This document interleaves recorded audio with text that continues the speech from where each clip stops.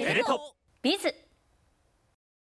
韓国の最高裁は28日、元徴用工や元朝鮮女子勤労挺身隊員らが日本の統治期に強制労働させられたとして三菱重工業と日立造船に損害賠償を求めた訴訟合わせて3件の上告審で、両者の上告をいずれも棄却しました。